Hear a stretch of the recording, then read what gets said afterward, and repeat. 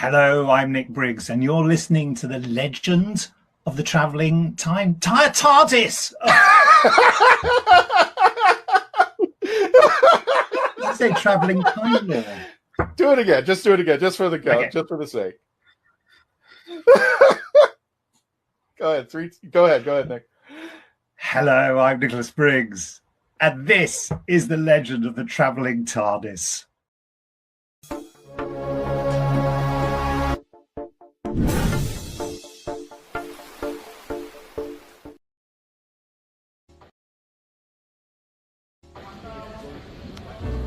This holiday season, I will be joining family for Thanksgiving. I hope Davos isn't actually coming this year. He made such a scene of it last year. Family.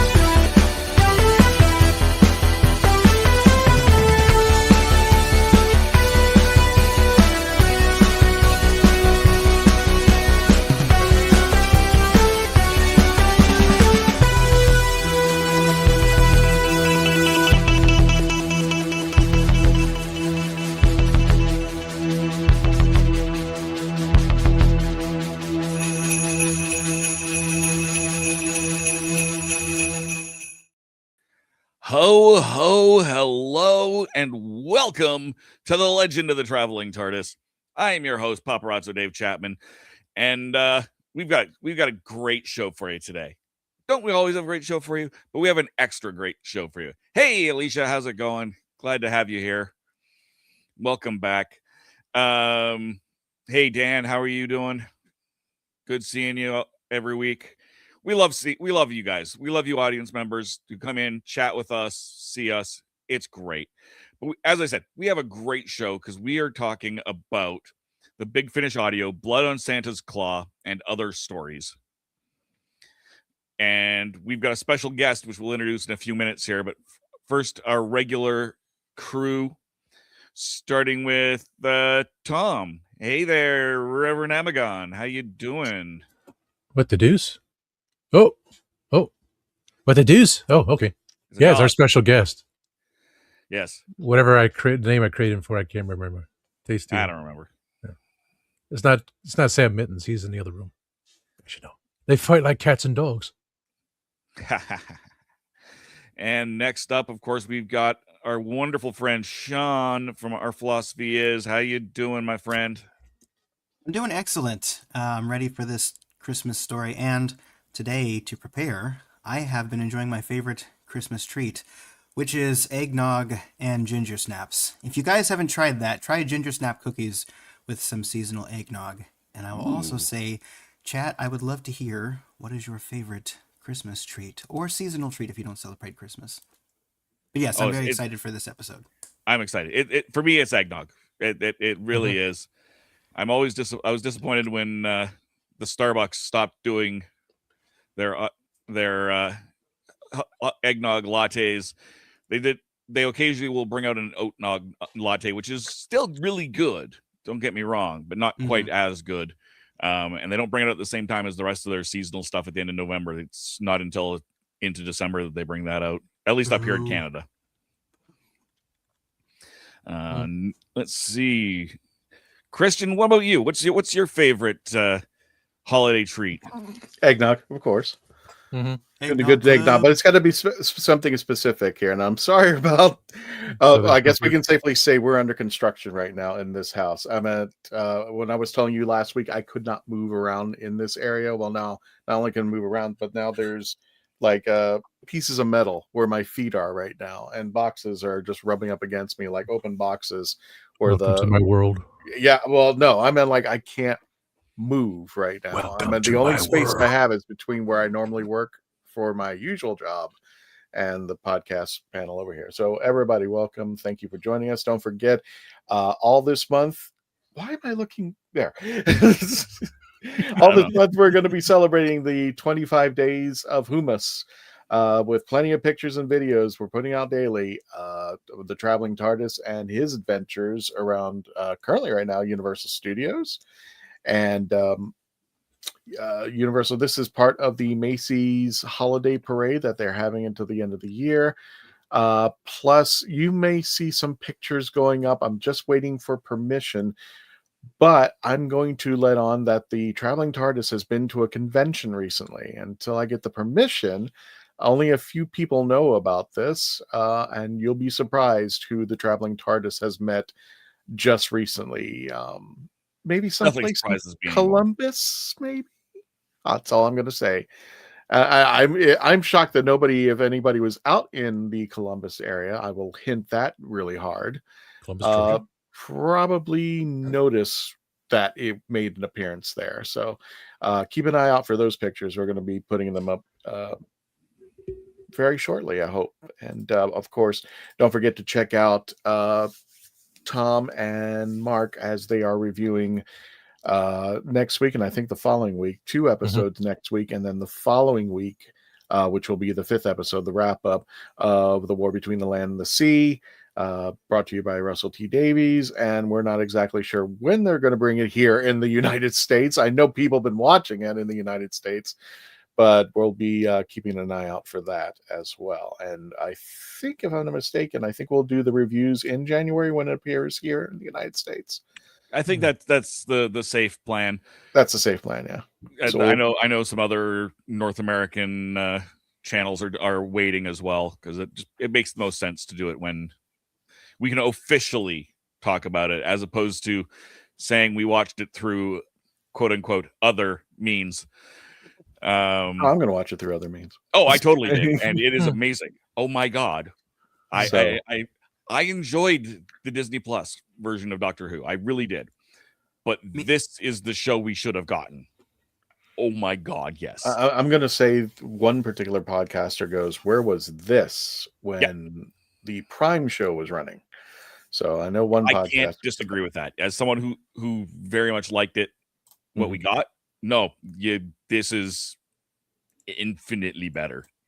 And may I just say, this is not the official opinion of The Legend of the Traveling TARDIS, but I will say, BBC and Disney Plus, why would you create something good and then put us in this situation and do something else that irritates us, even in the midst of us praising you? Why would you do that? Why would you release it in this way? That's all I have to say. I think they were just trying to see how everything would pan out with this particular spin-off, because we already know nothing is going to happen. But, I never say never these days. Right. Anything can happen. So and I'm hearing good things about it, too. Like, I'm hearing that the fandom is liking it. So,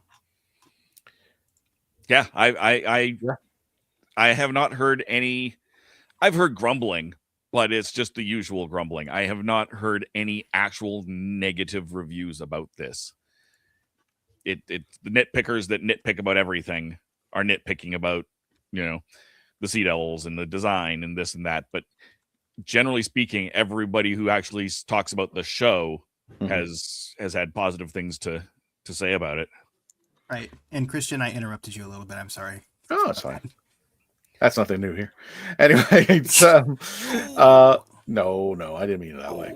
Yeah, I did mean that. I would like to introduce our special guest, Dave, if that's okay with you. Yes, I think that's great. We're going to bring in our special guest, and I want to make sure that everybody was aware.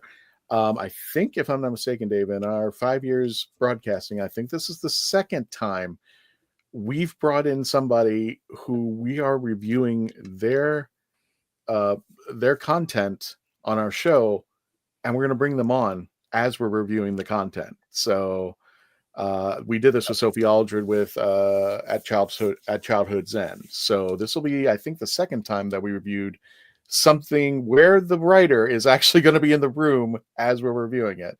So, ladies and gentlemen, without further ado, if you saw the title, it is Big Finish's Blood on Santa's Claus and Other Stories. Well, here's the gentleman who tricked me big time, and I'll explain why when we continue on. Ladies and gentlemen, this is Mr. Nev Fountain. He's back. Oh, yes. Hey. Or am I? We gotta make this proper. Wait. You gotta make this Where's proper. the Where sound effects? I'm working on it. There we go. Yeah. There we go. So hi Nev, welcome back. That's Nev after we review it. I'm surely I'm Andrew Lyas or Alan Terrigo. So I'm going to my hold head off on that because let me just say this. Let me go ahead and play this video. But I just want to give you a warning. Spoilers! This is Sophie Aldred with The Legend of the Travelling TARDIS. I'm going to say this. If you have not heard this particular audio from Big Finish, stop. Just stop, exit out. Or if you want to review, if you want to, just keep traffic going over here on our YouTube channel and our Facebook page, fine by me. But I'm just letting you know we are going to be spoiling it, and there is one particular spoiler that takes place before you even listen to the audios. So we're going to mention it tonight, and here's your chance. If you haven't heard the audio, go ahead and stop right now. If you have heard it, you're in for a treat. Or if you're just wanting, spoilers don't matter to you, go ahead and keep listening, keep watching, definitely. So, Dave, I'll turn it over to you. Are we going to bring her on? Is she next? Yes. Well, before we get into those spoilers, we should do a quick Who Knew News. Yep. So let's go ahead there, Christian. Push the button, start the theme, and we'll get that underway. Push the button.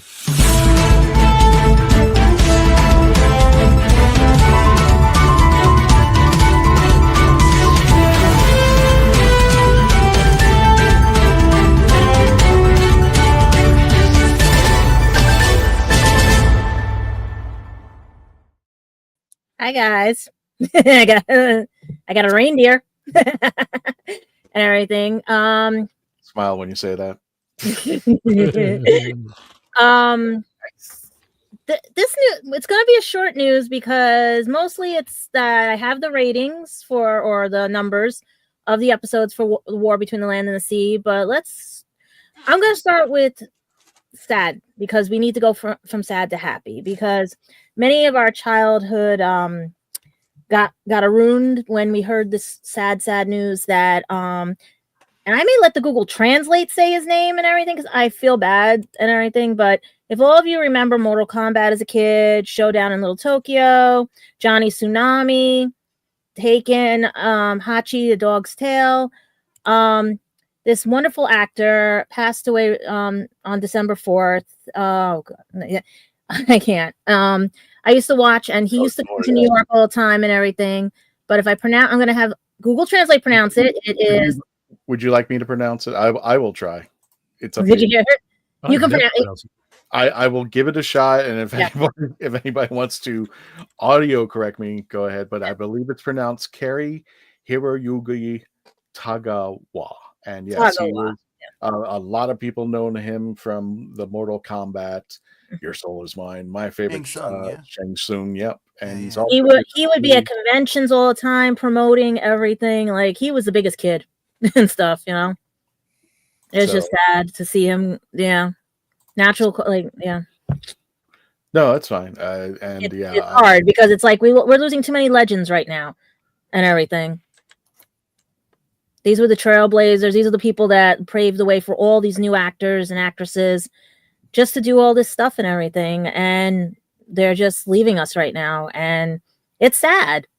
But if you remember him, he was like the best. Like, I hope you guys, if this Christmas or New Year's want to do a movie tribute or anything, by all means. But he was a good actor. Very versatile. From comedic to serious, he was very good. And he's been in a lot of movies, License to Kill, Bulletproof, The Last Emperor, Big Trouble in Little China, of course, Mortal Kombat and Mortal Kombat Annihilation, but we don't talk about Mortal Kombat Annihilation. No, we don't talk about it. Sorry. That's like a certain Dragon Ball movie we don't talk about. I'm waiting for that movie with, what's his face? Carl Urban, which I'm kind of shocked that he's doing a Mortal Kombat movie, but okay, whatever. So yeah, I consider that will be the sequel if that's any good. Yeah, and then since we now leaving us on a sad note, we have our happy note. our own Catherine Tate. She actually turns, I still can't believe, what is this? What's in the water? 56 years old. She is not 56 years old. She does not look it and anything. I love when she plays Nan, and I really want to see the movie again because I was laughing my butt off with it. It was so funny and everything. Like, she's got the worst, dirtiest mind going, but she's the funnest person going. Time Lord DNA, that's how she does it. She is too funny. I mean, I'm still trying to figure out what her next move is because I want to see some more comedy from her and stuff because it's just, yeah, sometimes you never even guess that it's her. Like, I think she was also in the movie with Selena Gomez where Selena played like two characters and everything. I don't remember the name of the movie, but I know she played her aunt, and very versatile and everything. So I hope we get something in the future from her. I'm hoping maybe she turns up in the Christmas special, maybe. Who knows and everything. But I still want to see more of Nan. That is too good. That is way too good. And I'm going to add this to the news. Thank you, Roger, for bringing this to my attention because I did see this in passing. Peter Davison and Fraser Hines will make a guest appearance on Midsummer Murders TV show. So that's... So yeah, they were... I didn't know that was out yet. I literally they've been around. They were around New York. I just was sworn to secrecy. Well, hopefully they will be in character. Mm-hmm. And Gadget, do we have any more news? Believe it or not, I don't know what's gonna happen now. Maybe Disney will bite their tongue and actually plead bargain for something and everything. But it seems like you guys said, and what I've been seeing and everything, the war between the land and the sea just killed Doctor Who. Because their ratings, it could be the time they put it on, that it was at a decent time now. It wasn't split between being up at 3 a.m. and all this other stuff and everything. But it seems that the first episode averaged 2.8 million views, and the second one, 2.05 views, just in that one airing alone and everything. And it was the overnight ratings. It was just basically like jaws dropping and everything. They said, it could have been the time change. It could have been anything, but everyone said, what happened? Where was this? You know, it was everybody. Some people think it's an alternate universe, that it's Rose's universe. Like, the reviewers are all keen on this. And I wish we can really thoroughly go through, because my devices don't get your devices, and I can't see what you guys are seeing and everything, and I can't go left while you guys are going right. Nev, have you seen the war between the land and the sea yet? Has that come? I have not, I'm afraid. Nicholas watched the first 2 episodes. I have not had the chance. I've been traveling around the country, and I've not been near a television. I'm looking forward to that. That's her. But the goal of this one right now, according to everybody and some other sources, you guys are going to be very shocked at the last couple of episodes. Really shocked. Please do not spoil them. I can't spoil them. I'm on an order. I can't spoil them and everything. And Jack falls off the door. And who knows who will pop up in this series? Who knows and everything? Because maybe Candyman got something right. Maybe you guys got it right because you guys are loving this, that it's more of an adult themed one, you know, and everything. But Disney hopefully maybe bites their tongue and asks for it back, or does it all disappear? We don't know. This is really the war between the land and the sea, because it's the war between the sea over there and the land here. True. Sorry, Gadget, I didn't mean to jump the gun. It's just my spoiler instinct panicked. My inner River Song was like, wait. So Oh, no. That's why I was trying to keep quiet about something else, because I was trying to get footage for you guys, but I couldn't get footage. That's why I didn't want to spoil about the other thing that Raj mentioned and everything. Because I won't put it on here unless I can get pictures. That's why. Can I ask you a question about those ratings, Gadget? Do you know, did they simulcast it on iPlayer and the BBC? Like did they drop on BBC They iPlayer? just said it was, according to Radio Times and other sources I've spoken to, it was the overnight ratings for all. Because I know with Doctor Who season 1 or season 2, they dropped it on BBC iPlayer like 18 hours before they dropped it on the overnight. No, this one was simulcast. Okay. Yeah, because then people were like, oh my God, the overnight ratings were trash. And I'm like, yeah, of course they were. So it's like, I'm glad that they. I always say don't base the show on its ratings because it could be crap. Very true. Very true. It could be sea sludge. It could be whatever. It could be whatever you make it of. But if you base everything on numbers, ratings, likes, subscribes, and everything, you're not going to get anywhere and stuff. And I want at least something from Doctor Who this year to go out with a cool bang instead of, because we have to wait a whole year for a Christmas special. We have to figure out what's going to happen with that one now. So that's where I want you guys to go snooping. Snoop for the Christmas special. Let us watch this. And then when we review it in January, tell us your theories. And to wrap up Gadgets news, speaking of going out with a bang, this happened, I think, Dave and Nev, 2 hours ago. We landed in I was shocked. 2.5 million views as we started 5 years ago. So this, about a couple hours ago, we hit this number, 2.5 million views. Wow. I think we're growing on YouTube like crazy. Wow. Yeah. It's because who's going to pay for my plane ticket? Because I can't. I still can't find work.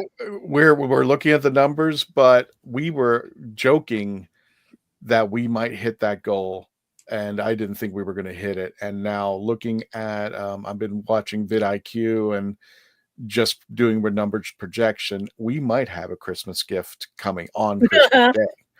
I'm not exactly sure. I don't want to jinx it, but we would have to. Because I would play it as a week later, like just keep, because it could teeter totter. Unless it stays a solid week. Yeah. I'm just worried if I say something the wrong way or I take my pants off, that will start the views. Well, it is New Year's. New Year's is coming up and everyone wears a lampshade. Yeah. If don't you take your pants off. No. I won't. No, I won't. No, I'm going to put this up for her. It's a pet alert. It's a reindeer. But yeah. The other pet is with the other pet is with grandma and grandpa next door. You know what? I will go ahead and give the number. I meant, as Garrett Pomacher said from the Hanging with Web show, never be ashamed of what you got. Yeah. Right now, as we stand, we have 97,888 subscribers on our YouTube channel. And wouldn't it be great Christmas present if we actually slammed that 100K? I'm still trying to figure out how we did this. Did me losing the QR codes at New York Comic Con do something, or did we actually get that popular that we're beating out people? I never take anything for granted at this moment because if anything you know about YouTube, and I've seen people's numbers go up, but ours continue to trickle on up, and I'm just happy every single one. That 97,000. Sorry, it just jumped. 97,890 people said, I will take a chance on this show and give it, and hit that subscribe button. So thank you so much, all of you. We're just thank you. I guess they want to see me at MegaCon, right? Or any of the other cons or anything. I think they want to see me. So we're 2,110 people shy. Can we make that deadline before Christmas? I will laugh if it's before Christmas. That will be. You hear that, people? You hear that? Guys, Christian, we're almost there. In the middle of your sentence, two people were like, it'd be really funny. In the middle of the sentence. It'd be great if Christian got it wrong. God, no. And I was going to say 97888. Great, 8 out of 8. But they stopped me from doing that too. So maybe that's for the best. And for Rose Kirby says, those of you are you excited for Sunday the 14th to see those episodes, episodes 3 and 4? Because I'm very excited because I was able to watch it. Were you able to watch it, Tom? No, I only produced, and then when Ramona sent the links from Daily Motion, and then I watched them Monday, and then just before the show started, Grego was able to put the episode on both channels, Spill the Geek Tea and Tasty Cake, of Ramona and I reviewing episode 1 and 2, and we both liked it. Episode 2, we liked it better than 1. 1 was great. That's and I kept pushing up, but episode 2 was like, we liked episode 2. It was just stunner.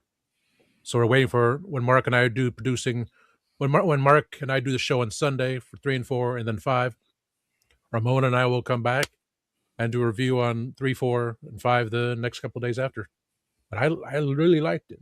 And this was something big, and say as you may, as Mark said it on the watch party, it's political. It does go there, so you got to really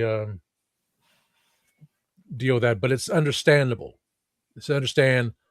They're not talking down to people. They're actually talking to people. Yes.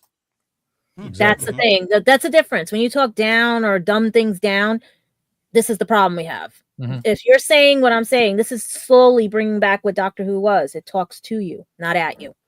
Well, would it be safe to say that it's more adult when it comes to it, like Torchwood was adult too? It's definitely. That could be it, yeah. Okay. Ramona did not like Class, which I've never seen Class. No, you don't want Class. No. I completely forgot it existed. When the thing comes up and then they end it, and you don't get to see the rest of the series because they body switch. No. That was poor, bad. I completely forgot it existed. So that's for the thing. fact that so did half the universe. So this was okay. Yeah. And it makes sense. Everything you see. It's up there with the slick line canine. It's up there with the slick line canine, the other canine, the Australian canine. I put up with canine, but because it's the dog. Yes, master. Speaking of the dog, it's a reindeer. What would you like to do? Would you like to go to a commercial break? And let's go to a quick commercial break, and then we'll introduce not one but 4 authors, and we'll explain that when we get back from these commercials. And Christian potentially puts pants on. Wouldn't you like to know timescales? Let's go to commercial, my folks. You got it. When we return, please continue to stay logged on, tuned in. Nev Fountain is here, so you guys better be back.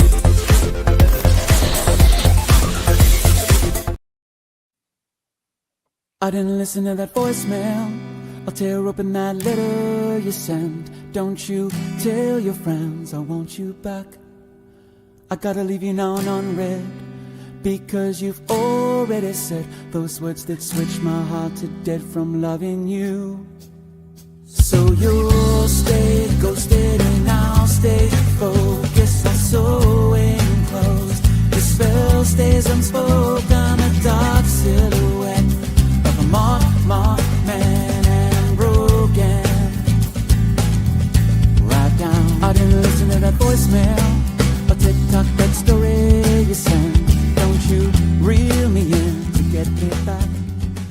I'm gonna leave you now. Are you tired of toxic fandoms? Do you wish we could go back to being happy? So do we. We created the Happiness Patrol to get away from all of the toxicity in fandoms, in life. And so we decided we wanted to do a show, but something that makes us happy. And in the first season, that something is Star Wars. So join myself, Cameron, Scott, Jessica, and Melanie on Happiness Patrol at youtube.com/@happinesspatrolshow. I didn't realize that. Well, if you watch your commercial, Dave, Jessica sneezes right at the very beginning. Yeah, I didn't catch that when I made that. That's right. No, that's entertainment here. I'm author Mark Muncy. And I'm author Erica Lance. And this is Eerie Travels.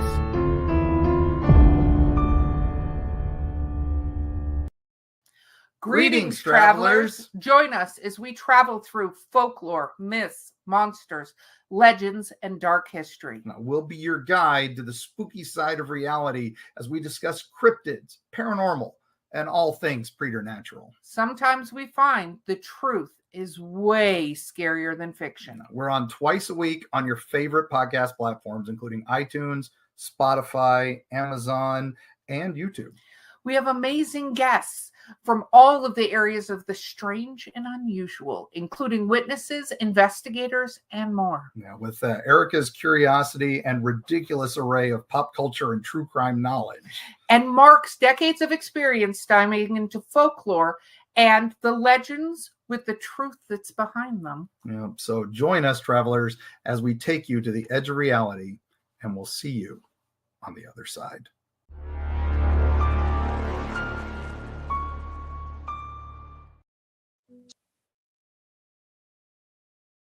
So what's your favorite Western?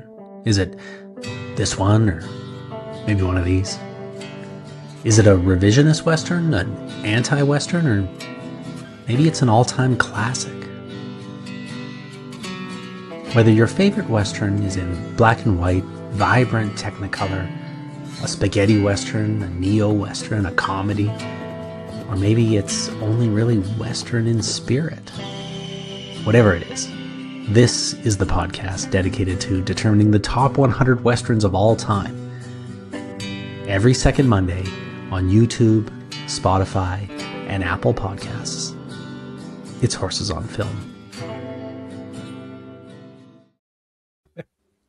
Hello, my name's Sylvester McCoy. Welcome to the Legend of the Traveling TARDIS. And welcome back as we review Blood on Santa's Claw and other stories.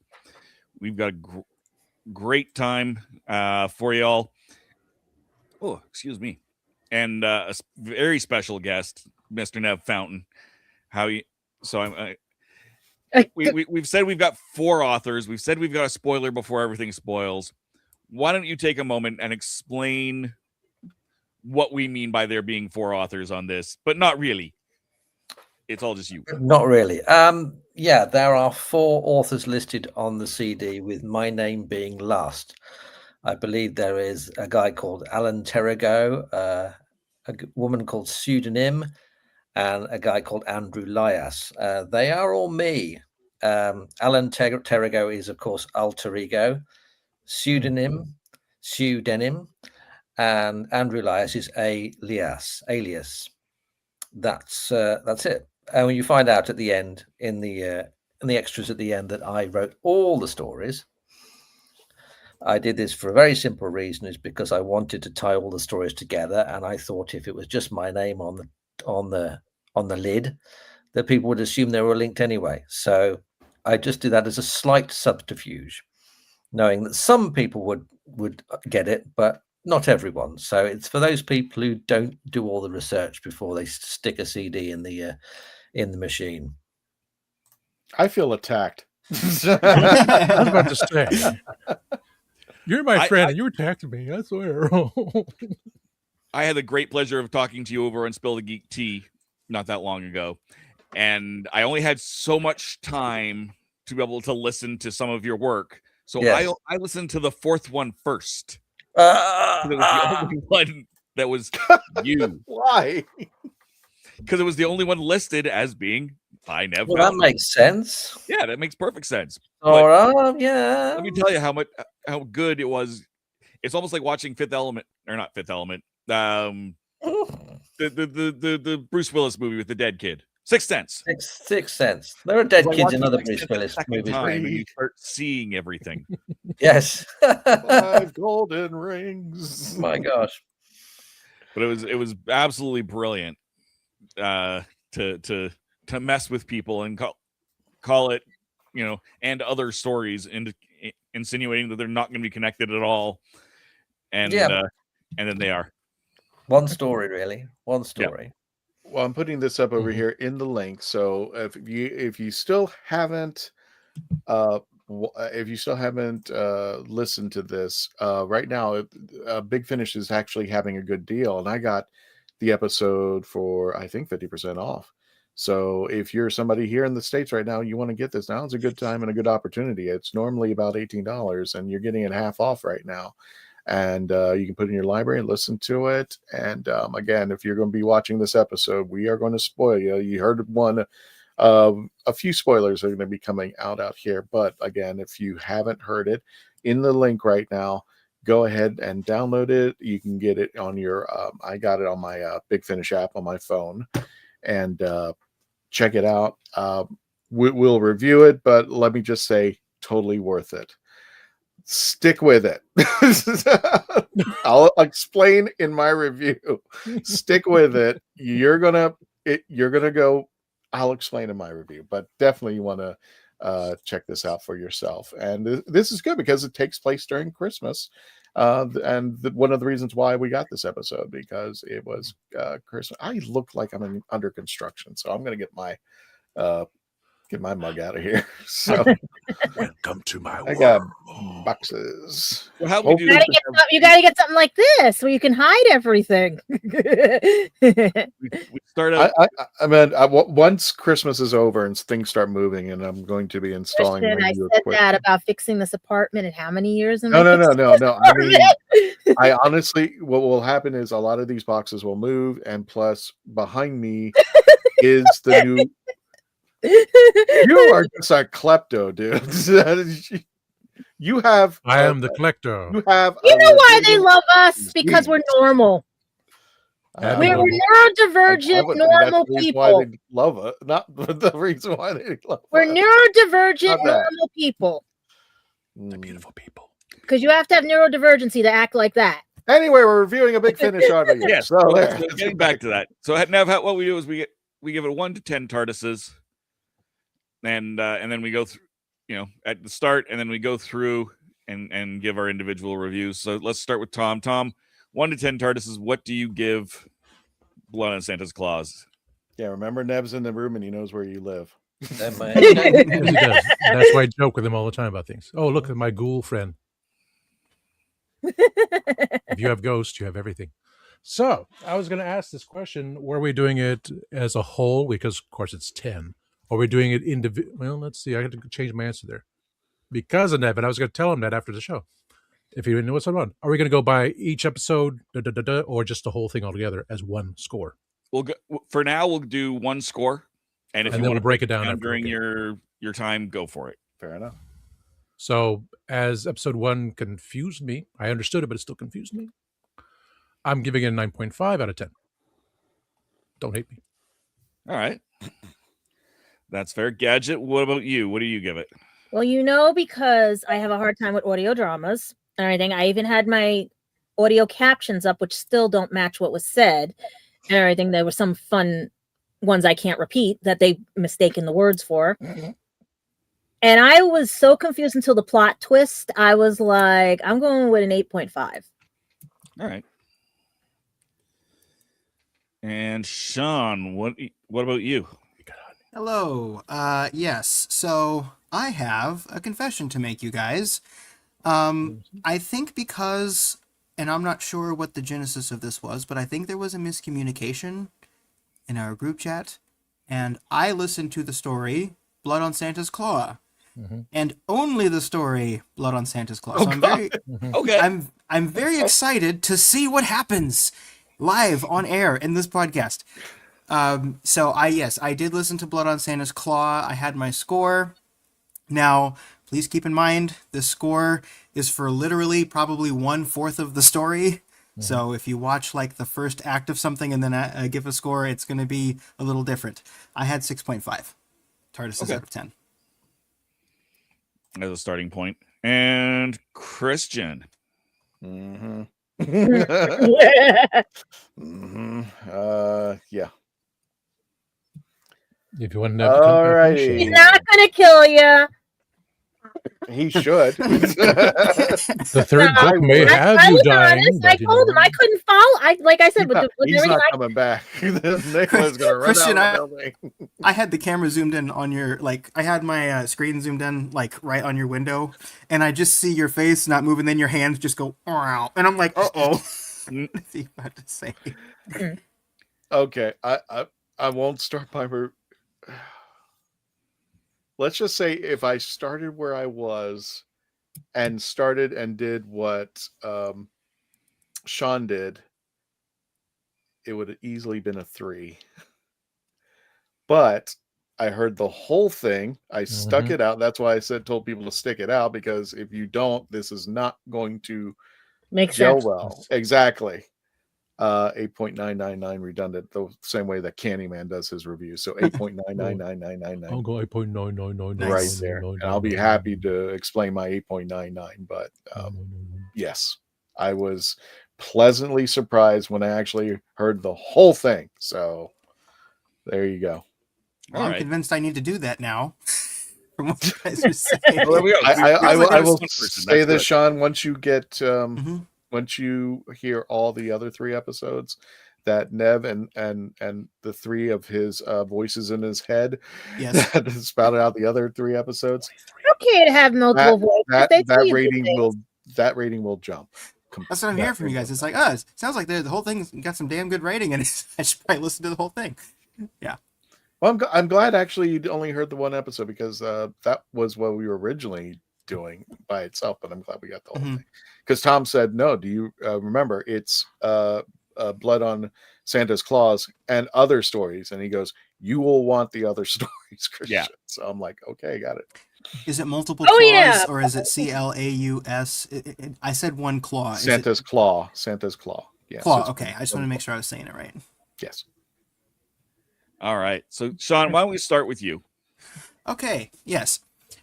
Well, so first of all, I'm always going to be a stan for more Sixth Doctor stories, because Six is probably one of my favorite Doctors now, and I love how Big Finish has sort of rehabilitated his character. Not that his character was bad before, but it definitely has given us a very different flavor, and a lot of people weren't a big fan of what they did in the 80s with this character, so I'm always going to be in favor of that. I do have to say one thing about episodes with Six and Perry that I'm always probably going to say, and again, this is not the opinion of the Legend of the Traveling TARDIS, but this is just something I've always thought. As one of the resident Yankees in the Doctor Who fandom, I have to insist that I really wish that any time that you had a British actor playing an American role, I wish there was an American there just being like, hey, do you maybe want to go over this one line again? Because I will say Perry's accent was very much improved in this one from where it normally is, but I still hear the slipping a lot. I hear it a lot in her accent. And it's just one of those things that I think is probably, I think she's a really good actress. I like the way she delivers her lines, but it is a little bit distracting. So sometimes I wish that would be maybe mitigated a little bit. But putting that aside, big fan of Sixth Doctor stories. I think probably my favorite Big Finish story with Six that I've heard before this was probably Davros. And that's just one where Colin Baker acts a lot alone in that one, and he does a really good job. So with that in mind, there are some things I really like about it that I will talk about, and then I'll talk a little bit at the end about some things that knocked it down a little bit for me. So the music, first of all, was really good. And may I ask, who was the composer on the music? Good question. Hang on a second. Let me bring up the music was done by Simon Power. Okay. Yeah, so I really like the music. It was minimalistic, but also it was very appropriate. It had just the right amount of energy, and I like a little bit of minimalism. I was a big fan of Seigo Nakanola's score in Doctor Who as well, with his minimalism. And the acting was good, as I've already said. Some of the concepts were really interesting as well. So this whole idea that on the planet Earth, you have a lot of religions, and then you have scientific advancement progress so much that the miracles people once attributed to religion almost become common. And when that happens, then you're in the situation where traditional religions lose their prominence, but rather than moving on from religion, human beings say that there needs to be religion. And then at that point, anything can become a religion, right? And then you have sort of bigotry break out all over again, where people are warring with each other over the different kinds of religion. I think it's kind of funny that some of the religions are rooted in fiction, and some of them are just Shakespeare because of all the Shakespeare stands we have. I like that the Doctor says old television programs, as someone who's in the longest running science fiction TV series, so I think that's kind of funny too. And I thought that idea was really cool. The idea of there being Santas, again, I'm a person who really likes Doctor Who Christmas specials. So whenever people say Doctor Who Christmas specials, they're so silly, I say, great. Even having said that, though, it was a little bit difficult for me to understand all the thing with there being all the stands for Santa, and that being the thing that really makes the Santas in charge. And where I really started to get a little confused was there were reindeer that were on the Shakespeare team, I thought, and so some of the animals are emulating characters from fiction, right? But then animals themselves were almost treated as a separate class, almost like they're their own religion. Shakespeareans oppress the animals because of what it says in Shakespeare, which we later find out that they're misinterpreting slightly. But then again, some of the Shakespeareans are also animals, so it's like you have animals that are being oppressed, but then the Shakespeareans can also be animals. And if I'm getting that wrong at any point, someone can let me know, but I was just a little confused by that, because I don't mind there being deep lore in Doctor Who. I actually really, really like it. But something that's a little lighter and a Christmas special, and again, this is more of what I was thinking before I knew it was part of a 4-piece set. Something that's a little lighter, in my opinion, maybe there should be fewer questions about, okay, which faction is this person with in this particular type of episode. Not that there's a problem with that in general, but just in this particular type of episode. I was struggling with that a little bit. And I did listen to it twice. And granted, I was rushing around today, but I did listen to it twice. And maybe that's something that's cleared up a little bit later. But I thought the underlying concepts were really good.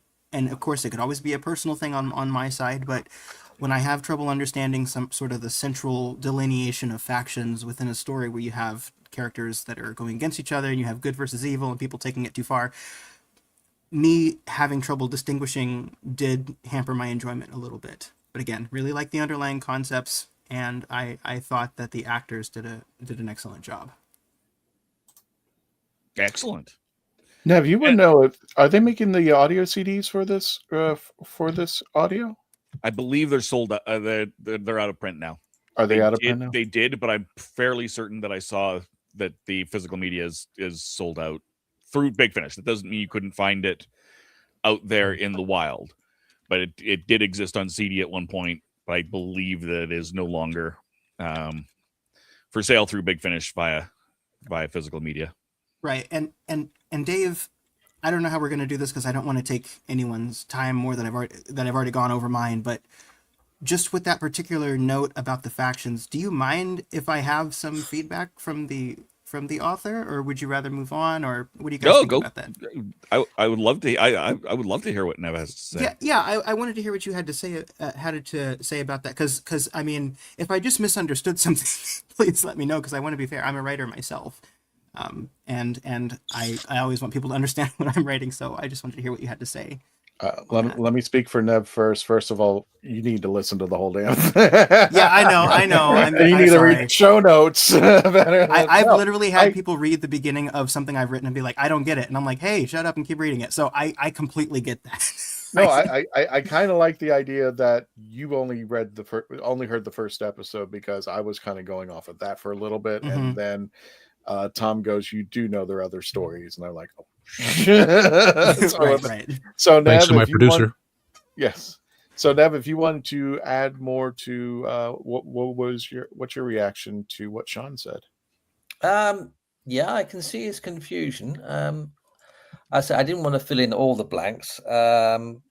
So perhaps that's with me, but the episode was quite long anyway.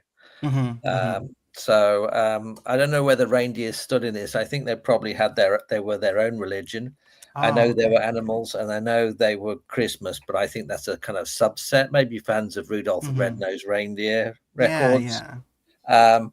So yeah, I mean, I can see where you might have a trouble with the factions and which particular faction is which. But at that point, I was just not worrying too much about where the reindeer stuck. I mean, it was kind of like just get to that home stretch. But I see what you mean. I did enjoy it, and I wanted to say too, I mean, obviously you've done a lot more work than I have, but as an author, it takes guts of steel to come onto a podcast where people are directly reviewing your product, and I really want to commend you for doing that. And yeah, so. Well, people have opinions, and that's fine. You have to have confidence in what you write. Mm-hmm. And if people have an opinion about what you have, it shouldn't be a problem with you. I mean, it's when people say stupid things that you can just completely disregard what they say. Right. Like worst thing ever, not funny, that kind of thing. When as long as you make it clear that it's your opinion, then that's fine. Dressing up your opinion as facts about a piece that you've written is irritating. But that's not happening here. You just have opinions. Those people kind of try to make themselves the ruler of their own religion, you could say. Yes, absolutely. Absolutely. Very good point. There you go. So Gadget, you were next with 8.5. Right. Which is for the audio a fairly good review number for you. Yeah, because the plot twist made it go up. That's what got me, because I'm sitting there going like, okay. First I was like, is this a continuation where, because I hear Perry had a partner, so I was like, okay, is this years after the last episode or anything? Because remember, I don't have Big Finish audio that much and everything, so I didn't know the whole, like, when the Doctor and Perry were still, you know what I mean, and stuff like that. So I was like, oh, she has a partner. Did she get married? Did she whatever? And they were going on a trip, and they ended up on a planet or a state, the 59th century or whatever it was. And I was like, okay, they were talking and everything. And then I thought the guy had claustrophobia. That's why I didn't want to go in caves. I thought this thing, that thing. And then the thing about religion, I just threw it out the window because I'd rather just be kind and just, you know what I mean? Because everyone has an opinion about everything and nobody's right, nobody's wrong. So, but they wanted to outnumber, like the animals wanted to outnumber the people, and they wanted to have the margin, and Santa being the mediator and everything, and then turning out to be a lizard and all this other, and I was like, what? And everything. So, and then Perry, her usual self and everything. The Doctor always yelling because she doesn't listen, but in reality, she does listen. It's just that she wants to help so much and everything. And then as the stories continued on, I was like, okay, this is resolved. I mean, it was just the wind in the willows. It just threw me off on a few things, but mostly it was some comedic, some serious, especially when Perry had the gun and she's trying to blow through the walls. They opened up like that and everything, and be careful of the settings and all that. But I just ignored the thing about religion, just focused on what was going on with everybody around and everything. And then I'm trying to remember which was the second story. Was that the one with the children? Yeah. Okay. That one, that's where it also got downgraded because something Perry said about the kids, and it just hit. And that, you know what I mean? She couldn't leave them. She couldn't, and everything. And he was blaming her for the mutations because of all her stuff and everything. And I'm used to people blaming me for things. So, that's why when the last part of the plot twist came, and I was like, it wasn't her fault. It wasn't her fault and everything. And she had an opportunity to have some happiness and everything in the last part, but finding out that it was the Doctor's fault and the Gallifreyans and everything, and turning out that he was the biggest plot twist, the partner and everything, but that the kids were okay at the age of 25 and everything. She got her children. She had an opportunity to have something, you know, but I love how she basically was played in the beginning and then realized and was like, oh, hell no, and gave him what for. That's why I was like, but that second one, just, I was zoning because I'm used to getting blamed for things. So, and the fact that you have to give up on something and because you're told to or whatever or anything, and then you end up this, and then she was worried. I thought at first he was really a nice guy, but then I was getting suspicious because of everything, the way some people were talking about, oh, that's my brother, that's it, like he reminds me of this and everything. And then when the last story wrapped up the plot twist and everything, and I love how she said, how are those chains? Are they really, like, you know, I was like, yeah, she's gonna kill him. But otherwise, that's basically, it was good. It's just that the beginning one got so confusing and everything because I don't know if it's the way my dyslexic thinking is or anything, but I just can't see. I just see people as human beings, or like if the alien races come down, like you're just a creature that was created by, like, you have a starseed, your soul. Like, I can't, you know what I mean? It doesn't make sense to me. I don't like politics. I don't like anything because, like the Doctor said in one episode, we all sound like little children when we can actually talk and speak the same language. Nope. Very, very good point. Nev, what's your response to that? Well, I'm great that you liked it and it came through. Yeah, I mean the blaming of Perry in episode 2 is an intentional thing, and obviously you see why it's intentional, because he's just throwing the scent off what's actually happening. But yeah, it's upsetting when people, characters in a play, do things that really hit home to you. I just think, you just need to divorce yourself from, say, this character is doing that thing, but it's not. He's not doing it to you. He's doing it to another character in the play, and it's sorry you were affected by that. Well, I'm an empath as well as I like feeling what other people are feeling, and she actually portrayed it in her words. Like that's why I don't like AI or robotic things and stuff, because I could feel what she was portraying in her performance of that. Like she was crying with the kids, and I'm like, I had to turn it off. I literally had to turn it off. That she made me feel like those were my kids, like I'm abandoning them, and I was like, this is good. Yeah. You do good, Nev. You do good. Well, it's a good mix of stories, I think. That's why I love the plot twist. I was like, for her to say, yep, like that's All right. And that's great. Now, Christian, you you're a time crunch, but you had an 8.999999. Yes. 9. I did. Did 9, and a few more. 9. Okay. Anyway, Nev.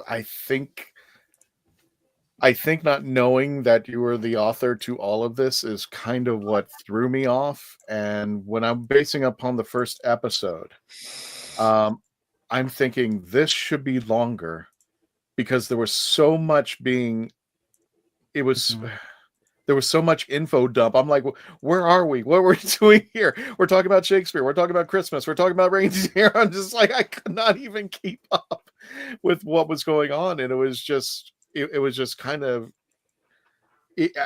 I kind of wish you had said that you had written the other 3 episodes. Then it would have made sense to me what I was getting into.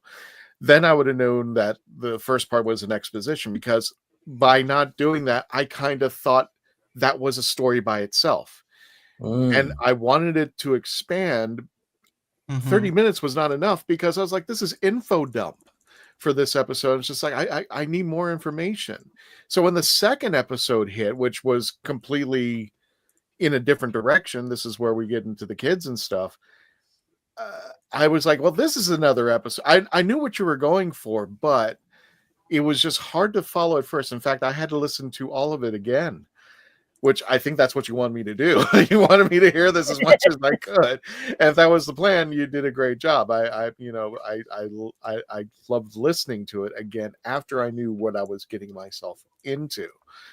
Or if I had known beforehand, just like, oh, okay, this is an anthology. This is, this is a continuing run of the same story.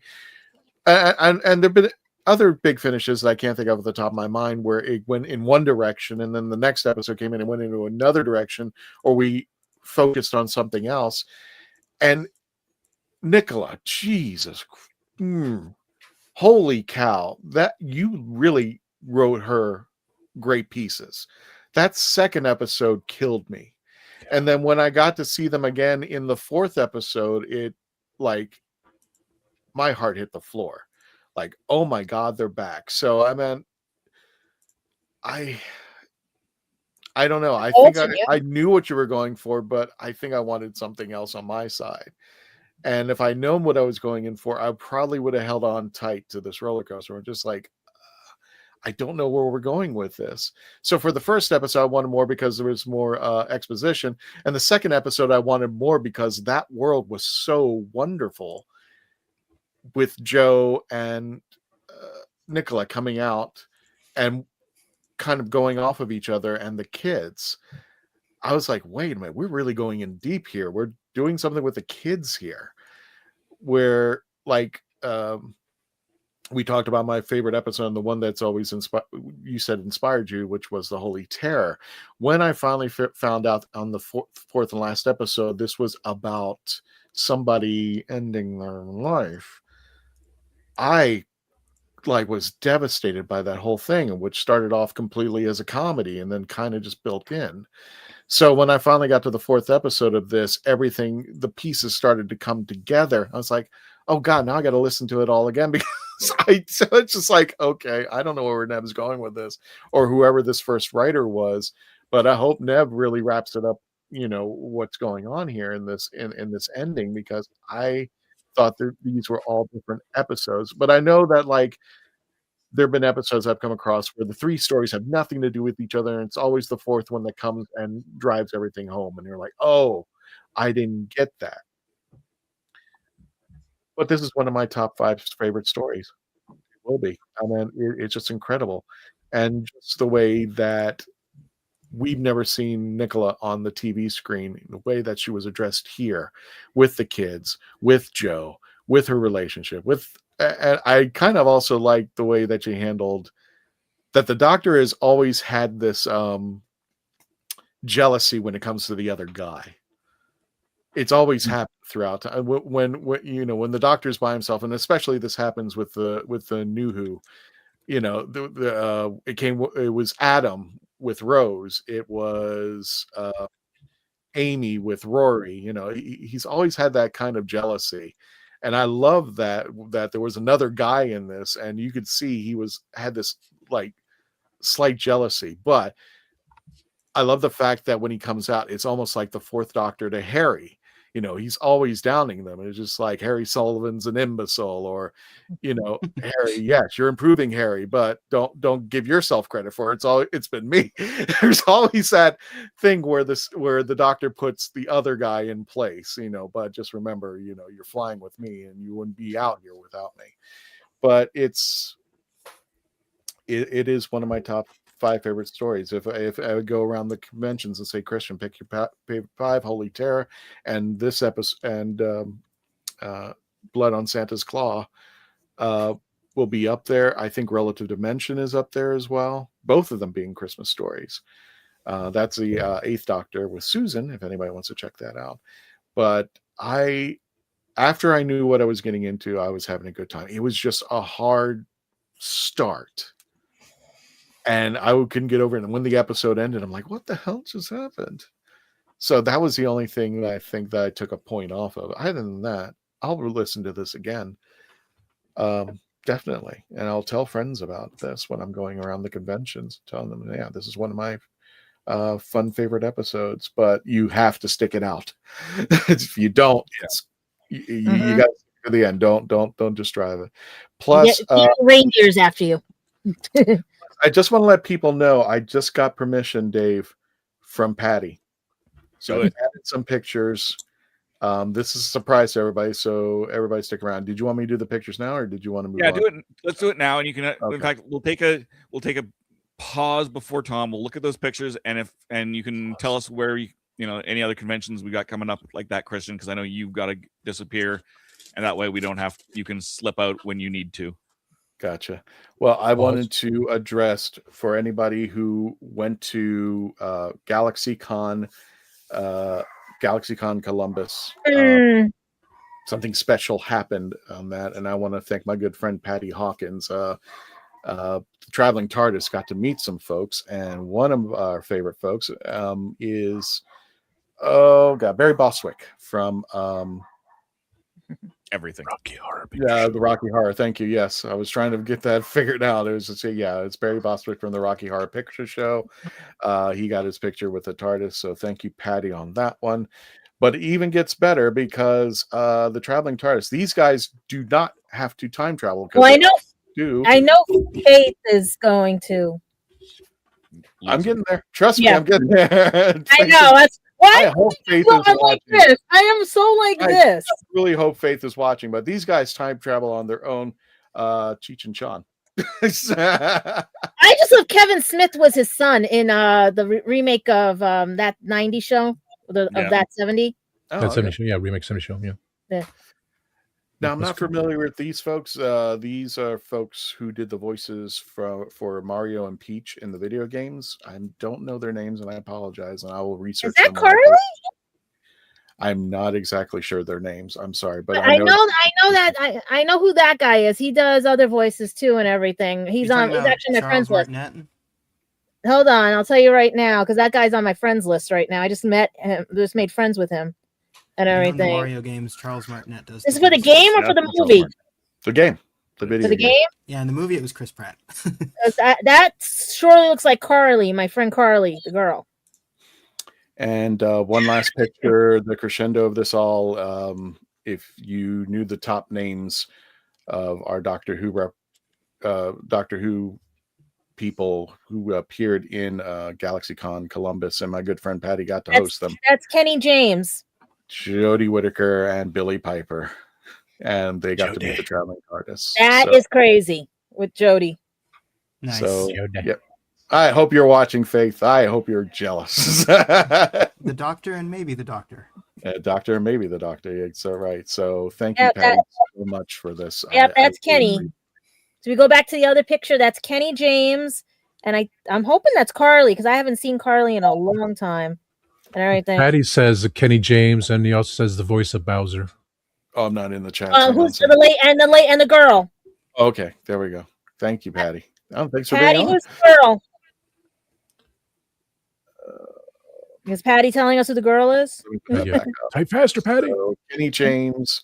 Because I'm friends with Kenny. Yeah. The voice of Bowser. I'm sorry, voice of Bowser, not Mario. My apologies. So sorry, Kenny. Because I'm trying to see the face because of everything.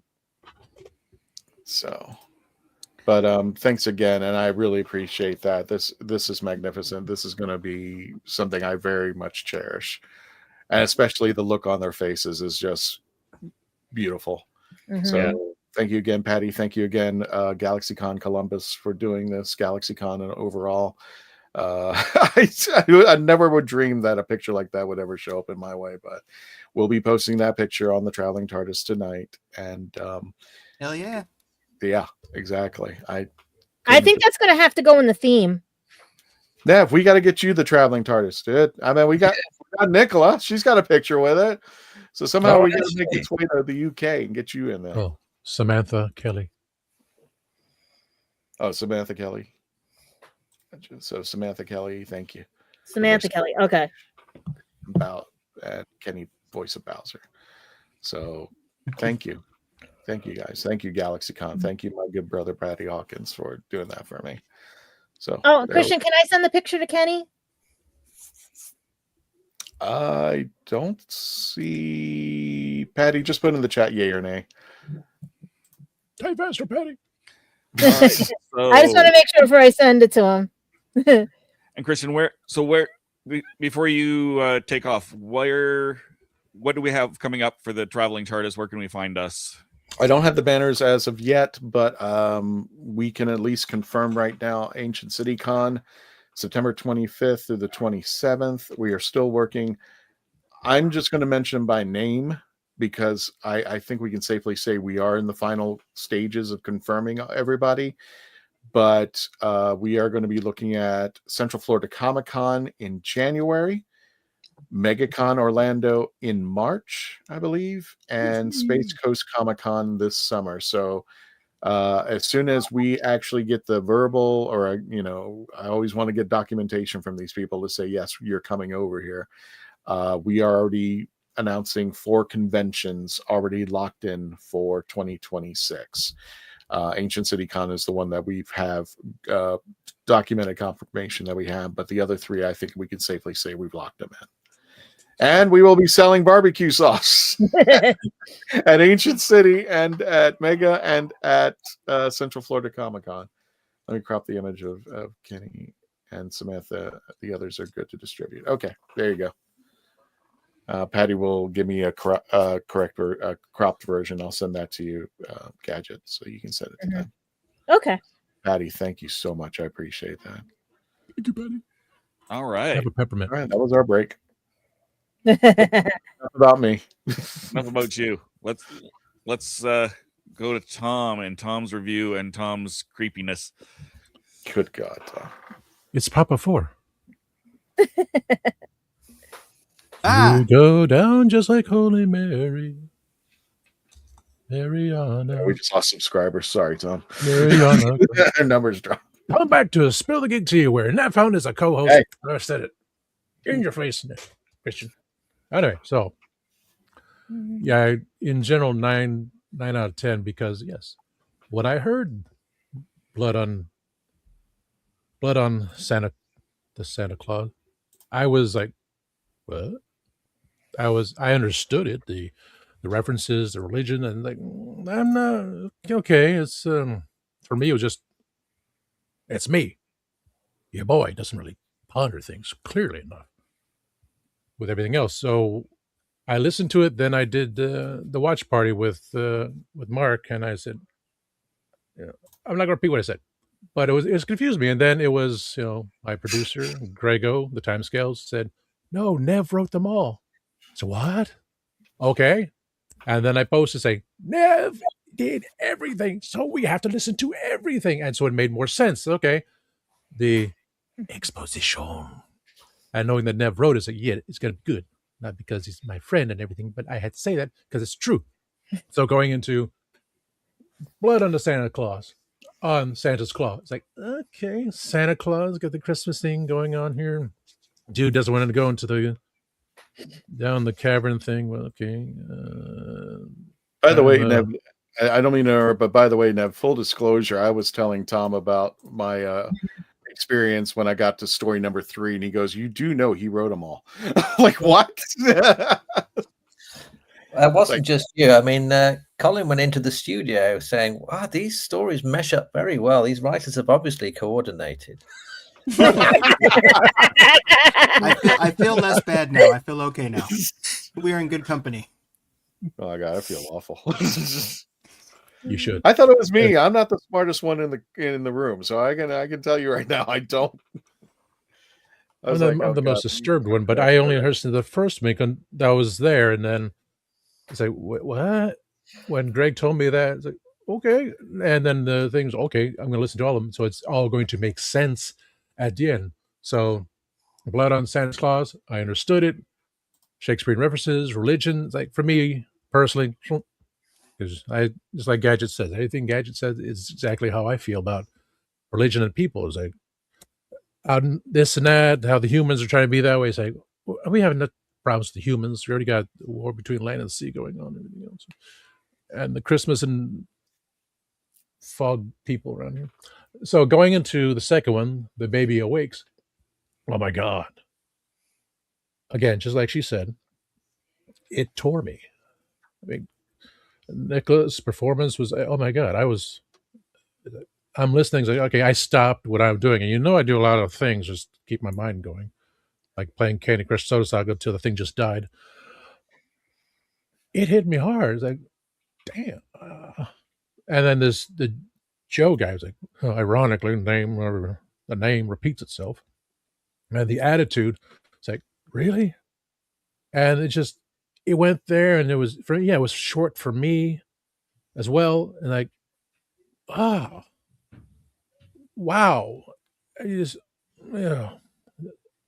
But knowing at the time, Nev wrote everything, it's gonna go, okay, it's gonna get really going out of here. So I Wish It Could Be Christmas Every Day. No, I'm just listening to It's a Christmas Story and not putting things together with the silver and the mistletoe, which I shouldn't have known my history of things. Again, okay, I wasn't the only one who heard that song, right? What song? As soon as I heard them in the silver dance, silver and gold, silver and gold. Silver and gold. Yeah, I heard that song going through my head as soon as I knew what was going on. I'm like, damn it. Silver and gold decorations. Hello, umbrella eyes. You didn't mean that, Nev, did you? But I Wish It Could Be Christmas Every Day. Understanding everything. Again, going back to the first episode, the time period, saying, okay, there's the link there. Well, why are these people prisoners? And like, of course, being the doctor, you try to help them, no matter, because just know what's going on to contacting the Earth president. It's like, why are you helping these creatures? Oh boy, the moon thing didn't get to me either. I didn't put it together until like, oh no, it was about within 5 minutes of the end. It's okay, I know what he's doing here. So before the thing was said, okay, oh, and to brightly shone the moon that night by Nev Fountain, explaining the werelords and with the vampires. I understand that there's always a fight between the two, even though vampires can turn into werewolves, because I learned that. We're watching Gary Oldman's Dracula, Bram Stoker's Dracula, Gary Oldman. Superb. But there's always been that idea with the vampires against the werewolves. I'm not watching any of that glittery crap that's been out there, whatever. We don't talk about that. Twilight just popped in my head. So understand, and then everything comes to place with episode 2, and episode 2 and 3 fall together. Episode 1, when he was telling Perry about, episode 2, when Perry figured out why he didn't go there because of the silver, and just the rage inside of her is like, oh my god. And it's like, how is this going to end here? Because I'm confused myself. And Sixth Doctor being bit by a werewolf. Say, okay, there's going to be a transformation here. It's going to be like the Marvel Comics when we had the Fourth Doctor transform into a werewolf kind of thing. I don't remember, but I remember the cover of that. All these things, like, okay. The secondary control room. Oh, thank you. I love the secondary control room. I got in the hallway. My brother built it for me, and he's have it sitting on top of boxes in the hallway with everything else. So again, that's because the first one, I understood it, and just for me, it went over my head. But when everything else came about, I was like, okay, I love it. It's not because, because it all made sense. Everything just came through. Number 1 was like, what? Number 2 was like, oh my god. Episode 3 was like, huh? Interesting. Episode 4, oh, it all flowed together for me, and that's outstanding. Since I have it free through on my computer, I don't really feel like paying $40 for a CD. But we'll see what MegaCon, when I join the Legends of Trying TARDIS at MegaCon. Maybe if we see it there for a decent price. And waiting for Nev Fountain to come back to the US and do some conventions, holding the TARDIS. Just photoshopping me next to Nev going, if anybody who's at MegaCon, I think they were asking for guests to come. I meant, hey, I think we should put Nev and Nicola in there. I agree. So definitely. I got to chat in a minute there, but Nev, thank you so much for coming on. Dave will be taking over the hosting. Thank you for coming back on. I just wanted to show this because Patty asked me to bring this back up, and hang on a second. I like that one of him. I love this picture. I simply adore it. That's what I'm saying. We got to put it in the theme. We have to put it in the theme. Me, Billy, I'm not going to ask you what the plan is, but is it safe to ask if there's a plan, Billy? There is a plan, and I'm sure somebody has it, and I don't know who it is, and I certainly don't know myself. So the panel was, don't worry. The panel that he was hosting is called "Don't Worry, There Is a Plan." So that's where it came from. So thank you again, guys. Thank you, Patty, for doing that. That was terrific. And I'll be posting it up shortly. So now I'm going to have Dave take over. And thank you again so much for coming on. All our love, at least my love for Nicola. She wants to come in, let her know. And when she recovers, she will be when here. she recovers, yes. Definitely when she recovers. So thanks. She's got to come in for the 100,000.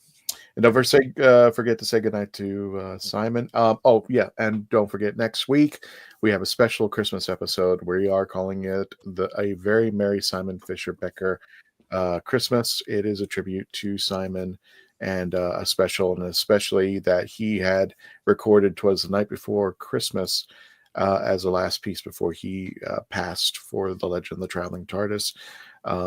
You'll be able to see it at the very end of the show. So, and Phantasmagoria will have a special addendum to it as well.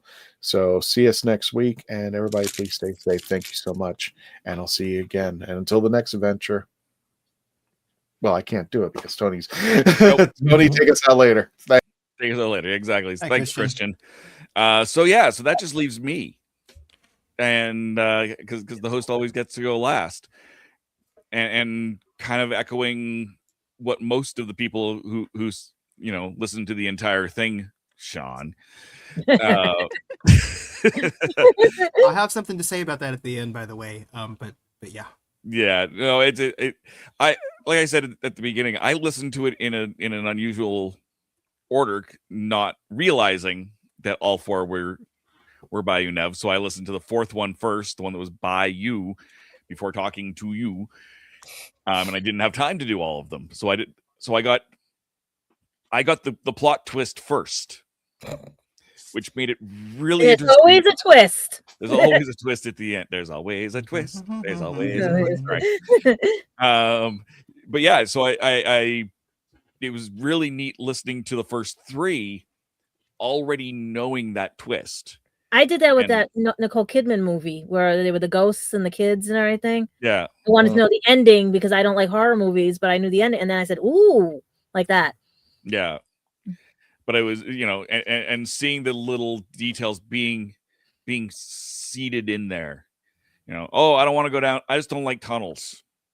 But the tunnel was laced in with silver. And it's like, okay, that makes sense. The mistletoe. I actually forgot that werewolves don't like mistletoe. David Tennant's episode. Yeah. The silver robots, servants / guards it was brilliant how it all came together. Well, thank you. I do like it when I do aim for my stories to be for people to want to listen to them more than once. I think if you pay a certain amount of money for something, it should be worth it more than one listen. Definitely. That's just me. I mean, it's like most of my things, Perry and the Piscon Paradox and Widow's Assassin. I do think people like to listen to them more than once because they're all like that, really. Mm-hmm. There's stuff in there that you'd like to listen to again and get. And the Kingmaker too. Yeah, you like to go back and see I see what I've been doing. Exactly. No, and it was just done so seamlessly, and the fact that it throws threw everybody off. It threw Colin off. It threw us off. It threw that alone speaks volumes. As to how tightly this was written and how great of a job you did with it. Thank you. I actually, honestly, there's not a lot that I can add to what everyone else has said. It was great. I really did love in the first episode the Wind in the Willows religion. That they altered themselves. That was interesting that they altered themselves. Yeah.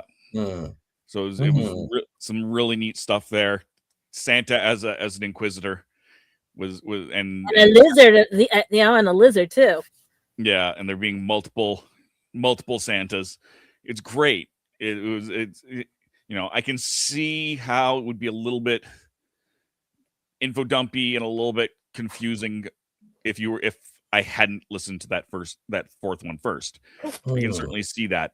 My radar just went that way. Still a really good episode. It's really interesting. I've not come across that perspective before. Yeah, well, that's an interesting.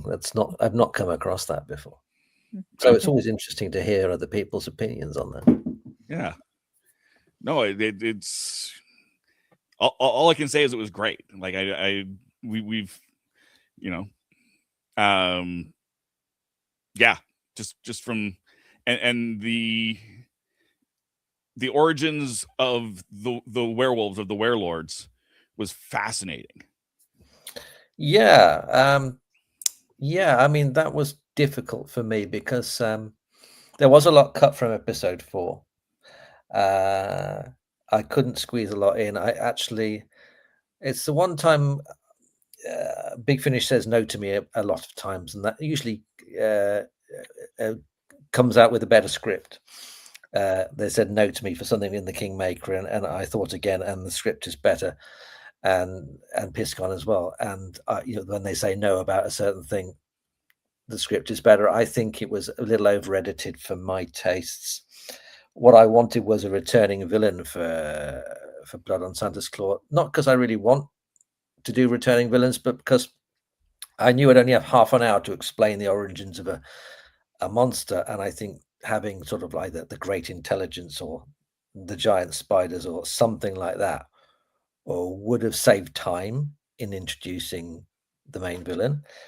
Interestingly enough, the story was pitched with the gastropods as the villain, because the mines were originally going to be salt mines, and I just found it ticklish that I'd bring back the Sixth Doctor's first enemies to do it, but we couldn't find Anthony Stephen to get the rights, so I thought something original.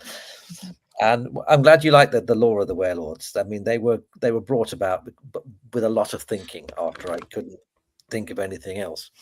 Yeah, and I mean, you could have easily gone with just the Vulpins, with Mags and the Vulpins, their version of the werewolves. But I think this worked better.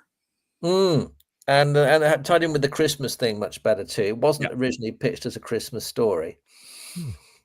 It was pitched as the origin is I've always wanted to do a series of stories. I think I mentioned this in the last podcast I was on, in which the hero succeeds in the story, but you find out later that he didn't. I mentioned that in terms of the detective novels I was writing. I'd like to write one in which the story finishes and the murderer is revealed, and in the next book we find out that the detective is completely wrong and completely got it wrong. And I kind of did that for Kit Pelham. And I always just like that idea that by the Doctor winning, he loses. He who wins shall lose. Yeah, they used the Doctor and Perry's own strengths against them. That's where it all started. That's the origin of it. And then Nick said, "Yeah, can you do it in once to CD, and can you make it Christmas?" And I went back to it, and I thought, yes, that's going to work very well. And it wasn't too over the top Christmassy. It wasn't Christmas everywhere like my studio. But it was just that right amount of Christmas. You knew that there was Christmas there. It's not Die Hard where is this Christmas or is this not? It is.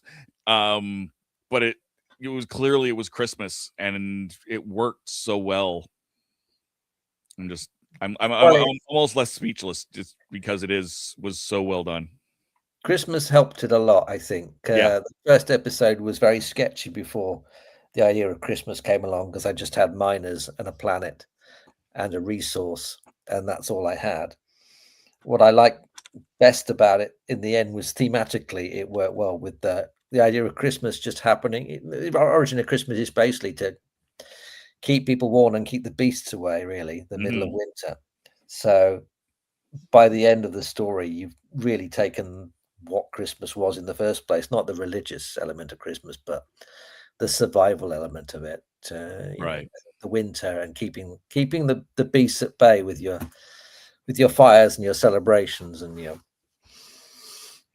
and then to have it be what was literally keeping the beasts at bay as part of the prison ship was the prison station was just glorious.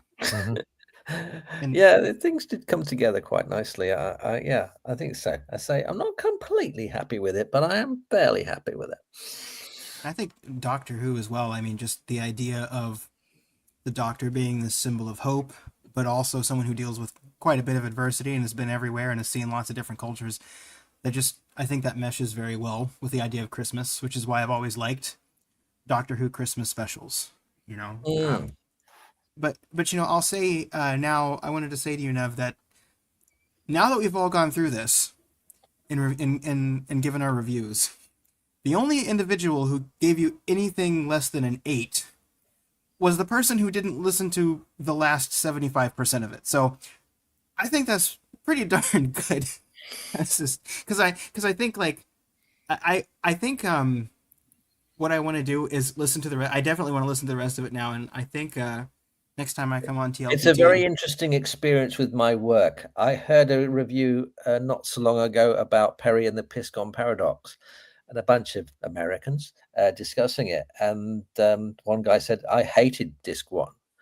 I hated disc one, but when I heard disc two, I realized that disc one was brilliant." And that tends to be the listening experience. I don't know if any of you guys have heard Perry and the Piscon Paradox. Not yet. My companion chronicle. Well, maybe I'll come back and have a chat, and maybe Nicola can come too, because it's very it's a Perry story. But you know, it's a disc of two halves, and basically, they were furious by the end of disc one because it was basically just a piece of nonsense, bit of comedy nonsense, much like the first story. But when you match it with disc two, then you realize what I've done. So it's a similar kind of experience, and I'm happy that you're going to get that experience when you listen to the next three stories of Blood on Santa's Claw. Yeah, I really do want to, and I know there is a very interesting discussion to be had about, you know, does it diminish the experience the first time you watched or listened to the thing, knowing how you feel about it at the end? And I think I can see a little bit of both sides, because on the one hand, your first listening experience is going to be impactful, but on the other hand, I think there are all kinds of movies that are very popular in pop culture, as well as novels or plays or anything, that were people to get up halfway through them, it wouldn't have nearly the same impact, obviously. And of course, Fight Club, Sixth Sense, we mentioned the Sixth Sense. If you got up halfway through those, then you'd get nothing out of them. Mm-hmm. It's like any kind of like a whodunit. If you got up in the midway through a whodunit, then there'd be no point to it at all. Right. And I know that, I swear to God, I'm not making this up. So I wrote a short story, and I had this experience that I noticed that people who stopped reading it halfway through didn't get it, and people who finished it really liked it. And what that meant in my case was, because I wasn't making something that was part of a bigger set, was I needed to put a different hook in the beginning if I was going to go back and rewrite it. But that also doesn't mean that the people who finished it and liked it, they really liked it, that doesn't mean their experience was invalid. You know, they still told me at the end, "I'm glad that you put the stuff in there you did." So I've been on the other side of this as well. So I wanted to thank you again for, I mean, I don't know if I could go live somewhere and have someone just, you know, pick apart something that I had written and just be like, and I'm going to get your reaction live on the air. So thank you so much again for doing that. Well, as I said, if you write something and you care about it, then you should be able to withstand other people's opinions, because you should stand by all the decisions you made. If you can't cope with that, then obviously you haven't thought enough about the story you've written.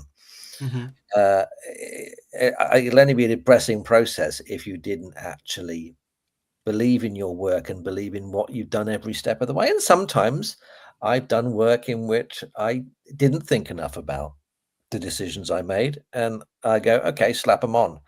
But most of the time, if you take the time to write things and you make the effort, then that effort should show in what you do. And if someone says, "I don't like this for this reason," I go, "That's fair enough. I made a different decision because I do." You know, that's really it. I found for a long time, I found the first episode of Blood on Santa's Claw the most entertaining for me to listen to. That's my humor, and that's what I like to listen to. And if you say, "Oh, I didn't like it, but I did like the others," then that's fair enough too, because I enjoyed all of it, because I wrote all of it. And you probably write with the, I mean, of course you write with the actors in mind, because this is Doctor Who and the actors are tied to a specific role. But yeah, I can hear just, I mean, I really do like Colin Baker's humor in his delivery. I mean, just I get his, I mean, I don't know the guy, but I just get a sense of his sense of humor through a lot of what he does. I mean, I think about the Five-ish Doctors reboot with him going, "Even more of me," you know, and I just really like his sense of humor. So I could kind of tell it was written for his cadence in the writing, you know.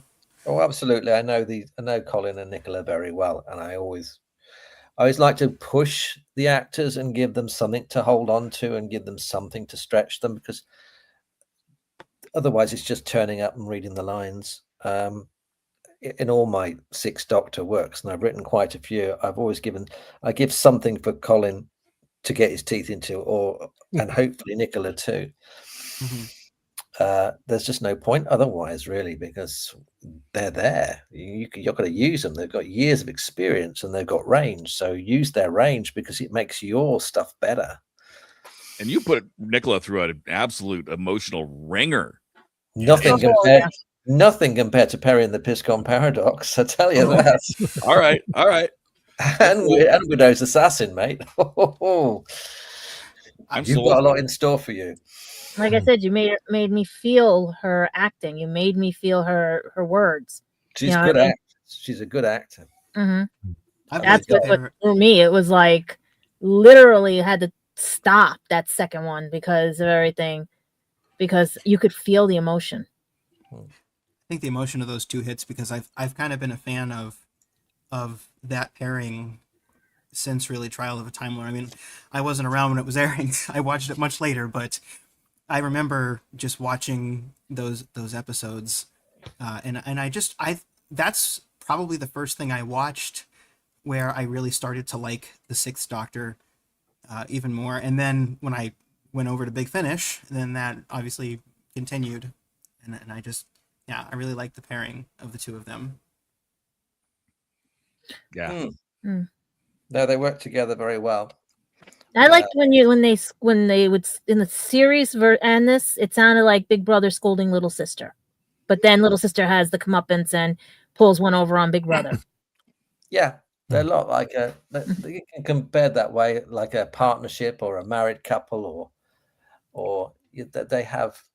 I said I wrote Conflict Theory. That's another one which stretches them, in which they basically go to a counselor. They go to a robotic Sigmund Freud. I loved that one. to examine their relationship. I think that's a lot of fun to examine. I actually think that one feeds into Santa's blood and Santa's claw quite well. It does, yeah. You're right. Because it's that same sort of a theory of, they're talking about their relationship and how they like adventuring and how they don't, wanting to keep each other safe and all that. It does reflect that, yeah. Yeah, and moves into that's how the meddling uncle. He said nothing. The meddling uncle. Yeah. Yeah, they do throw themselves into. I mean, the discussion about that Joe says, you make no difference to the universe. You're just doing tiny things. You're making tiny differences, but tiny ripples and tiny waves make changes all over. There was a quote I found this the other day, which I would love to use in a Doctor Who. It was something about a guy protesting about America or the world. I don't know. He goes, "Why are you protesting? You're not going to change America." And the priest who was protesting says, "I don't want to change America. I want to make sure that America doesn't change me." Mm-hmm. So I think that's a lovely one. And that's a lot like the Doctor just going, "I'm not going to change the whole universe, but I want to make sure the universe doesn't change who I am." One act of kindness. Yes. Mm-hmm. Yeah, I love when the 12th Doctor says, I'm an idiot with a box passing through. I mean, that's kind of the small, and I do like the smaller Doctor Who stories as well, where, I mean, I think the Doctor being a god has its place. I disagree with some fans when they say they don't like the Doctor becoming some giant important figure. I don't mind that so much, but I also like the classic Who style, where it's the main cast of that story that really does it, and the Doctor is kind of part of the story. He has this importance, but he also is very, for lack of a better term, very human, in the way he deals with that more intimate cast of characters. Yeah, it's very relatable. Sometimes the stakes can get lost when things get big. Mm-hmm. Something like Robots of Death, which is just a bunch of people on a sand miner. It really is, it really hits home in a way that the universe exploding doesn't. For sure. So it's getting a little bit late for you there, Nev.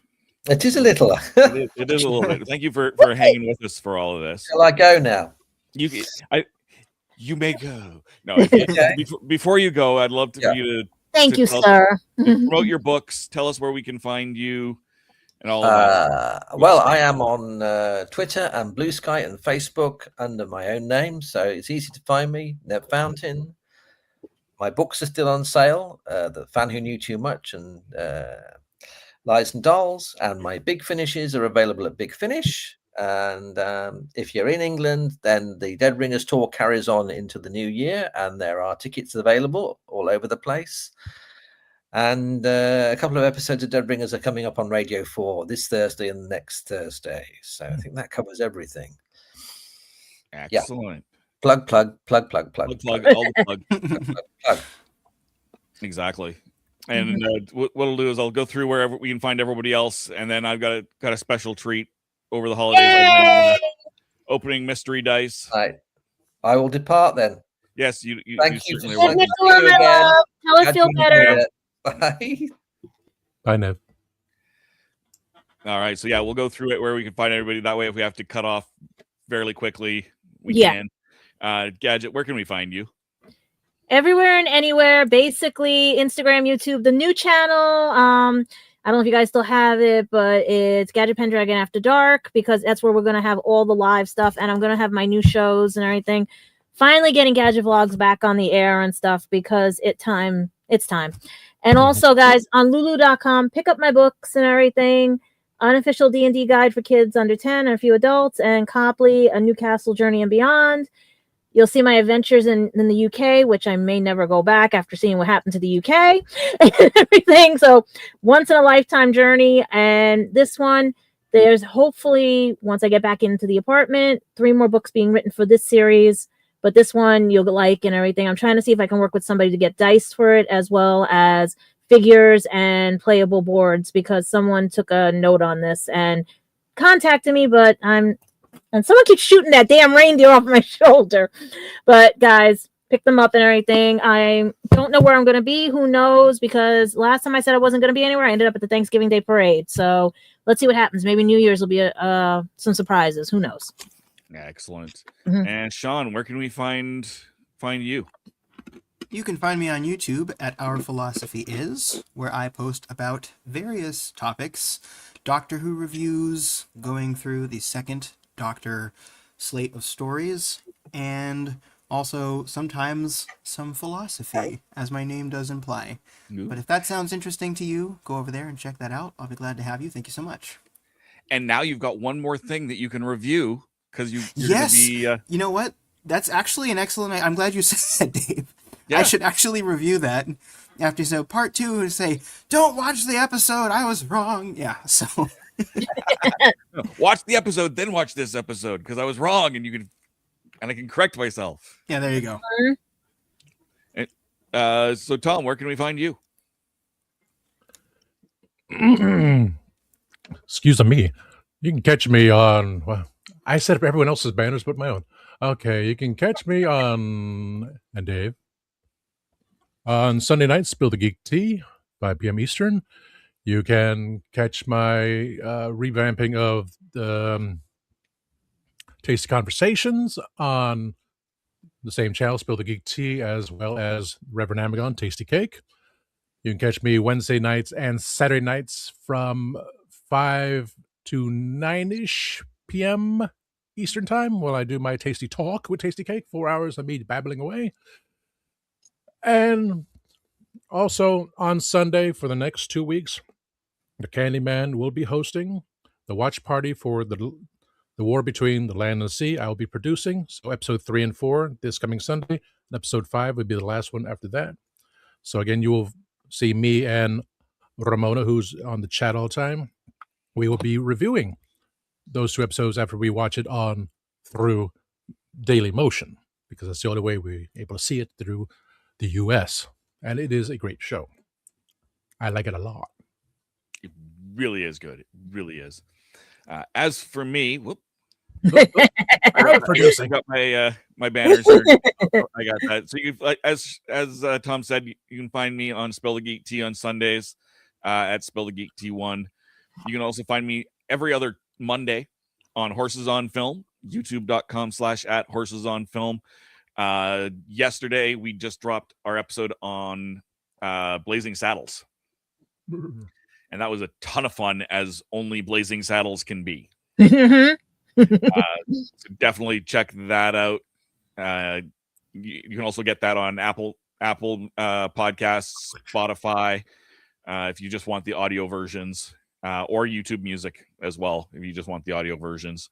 Wow. As well, you can find me on the first Thursday of every month on Happiness Patrol, youtube.com/@happinesspatrolshow. And with that one, you've got me and my friends talking about something that makes us happy right now. That's Star Wars. And we just dropped our episode this past week on the Star Wars holiday special. Does that actually make us happy? You'll have to find out. So check that out. Like, subscribe, share, all of that stuff. In between all of that, you can find me on my regular channel, youtube.com/therathole.ca. That's the Rathole DOTCA, because YouTube does not like URLs in their URLs. And that's where you can find me. So now we've got the fun stuff. Yes. So what one should I do here? We'll take these out. Let's do. Oh, there's 4. Okay. So we'll do this one. I say color blue with black. All right. Well, let's see. Drum roll. Purple. So first things first. Oh no, we're gonna pull out the red pin. Oh. Ooh, what is? Wait. Very goblin. Oh, it's an alien. Oh. It's a little goblin Santa. Goblin. Oh, that's cool. Yeah. And then for a sticker. And these packs are sold out, people. I looked. Yeah, I know. I looked online. You can't get anything. You say Cthulhu? They're not dog? entirely sold out. They're such limited that they've actually just started putting them in as a free gift. If you order anything else. Oh, okay. You just have to use the code. Of course, it just refreshed on me. I don't know what the code is because it just refreshed on me. I know you got to go to 1985 Games on 1985 Instagram and was it Instagram, and I think they're also on another page too. Ah, there we go. Mystery by 2, and you can Mystery by 2. Let me see if I can pull it up fast here. Fast share screen. Nope, that's the Black Friday sale. It'll switch back eventually. But yeah, that's another option. You can get 30% off any purchase with the code Black Friday 30. There we go. Free holiday mystery dice. Use the code mystery buy 2. Buy 2 dice sets. Get a free holiday set. Screenshot the screen, people. Yeah, exactly. All right, so let's get rid of that. Dave, why did Cthulhu blow up in popularity again? Was it because of South Park, or is it just because of Lovecraft? Rick and Morty. So let's see what's in here. Hi, Morty. I was gonna wait. Is that gold? No, it's white. Okay, I thought it was gonna be gold because if it was gold, I was about to say gold. Silver and gold. Copyright claim. So here's I our did say purple. D4. So it's Ooh, is your partly white, partly clear with shine on it. Oh, it's Mother of Pearl. Mother of Pearl. Ah. That's cool. So that's your D4. And then your D6. D6, the Mighty Ducks. D6. Mm-hmm. Bingo. Oh. Wait, is there something inside besides snowflakes? No, snowflakes. It is snowflake. That's what I was trying to figure because the way they had it, because it looks like it's snow on the ground with snowflakes. Yeah. You can see the snowflakes inside the D6. I like that. Is it like in the center, or is it? It's not printed on the side, right? It's like in the center. No, it's inside the resin. Okay. Yeah, I'm getting some Jurassic Park vibes. Should get one with a mosquito in the center. Give me 1 sec, guys. I thought I heard my bell. And then we'll go on to the D8. Oh, there it is. Okay, good. There we go. I'm like grabbing a D10 going, why is that there? Thinking, Nice. thinking. There we go. There's our D8. And we get sound effects. See the sparkles, the sparkly like Edward snowflakes in there. Yes. The D10s. Yeah, you see that. You got your standard D10.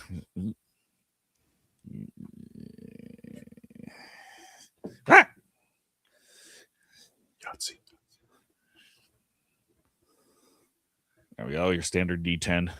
So how many come in one pack, Dave? 7. Okay.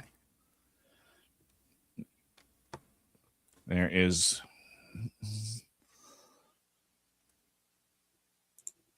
your 10s D10. Well, I like how your camera's focusing very well on this. Takes a little bit, but eventually it does. Yeah. See all the little intricacies. That I like.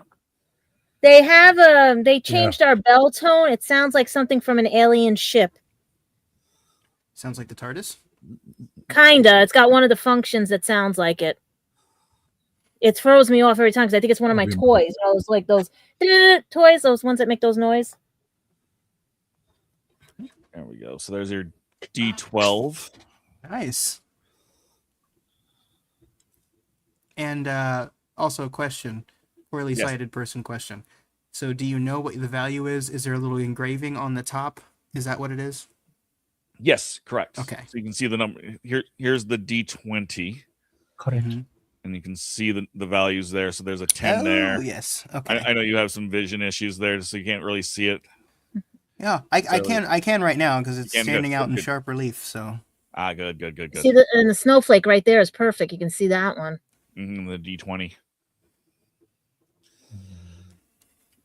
So that is another set of dice. Cthulhu. Hail Cthulhu.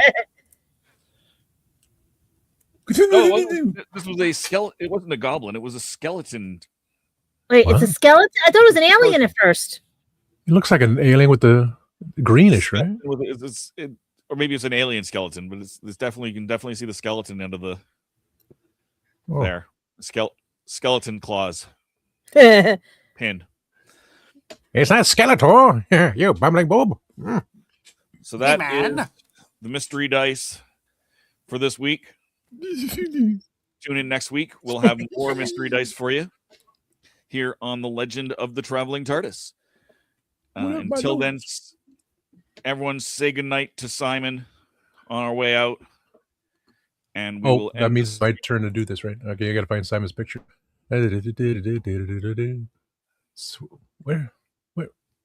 What? Where's Simon's picture? Okay, it's so tiny. Better be there. There it is. So tiny. Better be there. This whole portrait thing threw my brain off. We'll put that one up.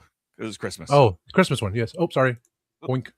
So everyone say goodnight to Simon, and we'll see you next week for a very special Christmas episode of The Legend of the Traveling TARDIS. Take it away, Tony. Good night, Simon.